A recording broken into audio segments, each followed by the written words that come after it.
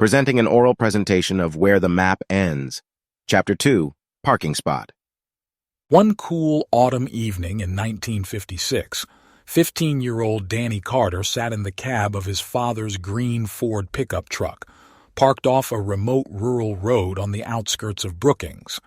Next to him was Jean Morris, a sophomore girl with curly blonde hair who had recently become Danny's girlfriend. They were parked at Lover's Lane, where many of the local teenagers came to steal private moments with their sweethearts. Crickets chirped outside as Danny and Jean sat staring awkwardly ahead. Danny finally cleared his throat. "You, look real nice tonight, Jean," he offered. "Thanks, Danny," Jean replied with a shy smile, smoothing her poodle skirt. An uncomfortable silence followed. Danny knew he was supposed to make a move, but he felt anxious and uncertain. His mind kept wandering as he pretended to admire the sunset. Why had he agreed to take Jean parking tonight? Sure, she was pretty and popular. All the other guys envied Danny for getting to be with the prettiest sophomore, but Jean's lip gloss and perfume only made Danny wish he was here with his best friend Ben instead. Danny pictured Ben's bright blue eyes and infectious laugh. Being around Jean just made Danny miss Ben more. He knew it was wrong, but late at night when Danny was alone, it was thoughts of Ben that filled his head, not girls. Jean scooted closer expectantly on the vinyl bench seat. Danny hesitantly lifted his arm and draped it around her shoulders. His body tensed up immediately. Jean nestled against him, but Danny's mind was far away. He thought back to that summer at the lake with Ben. They had baked in the sun shirtless, cooling off wrestling together in the water. Danny could still remember the sensation of Ben's hands pinning him down, skin on skin. At the time, he'd written off the stirring feelings as just being two teens messing around. "Danny?" Jean's voice cut into his reminiscing. She was looking at him quizzically. Danny blinked, coming back to reality. His cheeks reddened. "Sorry. Guess I zoned out," he mumbled. Jean tilted her head up toward him. "It's okay, silly." Danny knew this was the moment he was supposed to kiss her, but the thought made his stomach churn. Still, he had to keep up appearances. Closing his eyes, Danny quickly pressed his lips to Jean's. She returned the kiss eagerly, but Danny felt numb. As she ran her hands over his chest, Danny imagined he was sitting on the dock with Ben instead, staring up at the stars over the lake, just talking for hours. When Jean came up for breath, Danny turned and looked out the foggy window, avoiding her gaze. "It's getting pretty late. I should take you home soon," he said quietly. Jean nodded, looking disappointed as she adjusted her disheveled ponytail. On the silent drive back into town, Danny gripped the steering wheel tightly. He didn't understand his own feelings. He just knew being here with Jean felt nothing like the safety and joy of being with Ben, but those were desires he couldn't ever articulate, not in this small town. For now, the secret stayed locked up inside as Danny contemplated his path forward. At 16, Danny had become one of the stars on the Brookings High School varsity baseball team. He started at shortstop and often pitched too. Ben liked to attend Danny's games after school and cheer him on. Just seeing Ben's face in the crowd filled Danny with confidence. Baseball had always come naturally to him, but doing well knowing Ben was watching felt especially gratifying. On one humid May afternoon, Danny took the mound looking to close out a crucial game against their crosstown rivals. His team held a slim 2-1 lead in the last inning, but the bases were loaded with only one out. Danny glanced toward the stands and found Ben, who gave him an encouraging nod. Taking a deep breath, Danny focused in on the batter, the world narrowing to just the ball and glove in his hands. He tuned out the rowdy crowd and whistling trains in the distance. With 2 quick strikes, Danny willed all of his power into his pitching arm and hurled a fastball right past the swinging bat. Strike 3. Danny had done it. struck out the last batter to secure the win. His teammates rushed the mound, patting him on the back. Danny's gaze immediately went back to Ben, who was on his feet cheering loudly. They shared a special smile across the diamond, a look that communicated so much left unsaid between them. After the game, Ben found Danny cleaning up in the locker room. "Knew you had it in you. I'm buying you a cherry Coke to celebrate." Danny quickly finished changing and met Ben out front. As they walked to the soda fountain, Ben playfully mimicked Danny's pitching motion. "Ooh, look at me. I'm Danny Carter, throwing heat." Danny laughed and gave Ben a gentle shove. He was grateful to have a friend who knew him so well on and off the field. For now, that was enough. Halloween night, Ben and Danny decided to check out the infamous Old Brookings Cemetery, known for local ghost stories. They brought flashlights and sleeping bags, planning to camp out all night among the crypts and gravestones. Around midnight, a thick fog rolled in, making the cemetery even eerier. The boys sat close together, shivering in the damp autumn chill. A branch snapped in the woods, making them jump. Ben grabbed Danny's arm instinctively.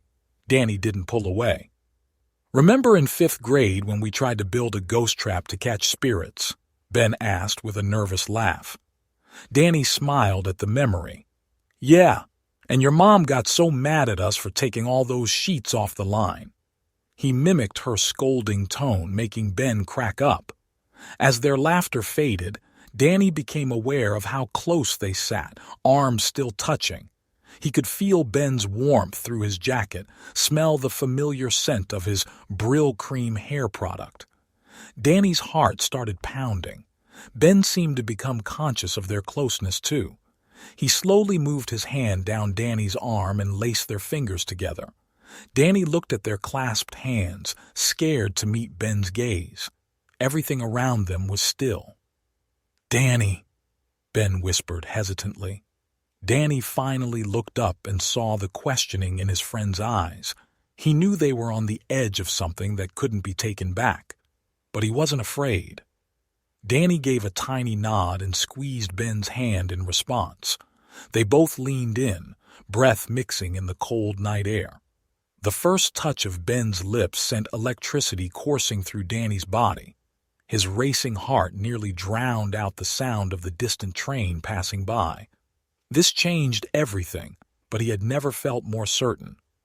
Danny lay in bed, unable to sleep after getting home from the cemetery. He kept replaying that transcendent kiss with Ben in his mind. He reached up and touched his still tingling lips, cherishing the secret memory. But doubt and anxiety soon crept in. What did this mean for him and Ben? Could he ever reveal how he truly felt? What would people think if anyone found out? What would his parents say? Danny imagined the shame and scorn. He had seen firsthand how folks treated Jonathan down at the feed store, always whispering about his solitary bachelor life. Danny didn't want to become the subject of vicious, small-town gossip. He thought of Reverend Willis's stern words when preaching against sins of the flesh. There was no way Danny could ever tell his devout parents how being with Ben made him feel. What occurred between them had to stay hidden away in the dark. Danny wondered if they could go on just as friends in the light of day as if nothing had happened. He wanted to cling to the joyful memory of the kiss. But the harsh reality around them seemed threatening now. Perhaps this was just a fleeting moment of youthful experimentation for Ben. But Danny knew in his heart this awakening was more profound for him. He pulled the covers tight, wishing life could be simpler. In the darkness, their future seemed so uncertain. Over the next few weeks, Danny felt lost, not knowing how to act around Ben now. At school, they still talked and joked on the surface, but both avoided directly discussing that night at the cemetery. Danny ached to recapture the closeness they'd shared. He wanted to talk to Ben openly about the hopes and fears churning inside him, but the words always stuck in his throat and the moments slipped away undiscovered. At Sunday service, Danny peeked over at Ben 2 pews ahead, laughing with his younger sisters. Danny envied their innocence. Reverend Willis boomed on about lust and temptation. Ben noticed Danny's gaze and quickly looked away.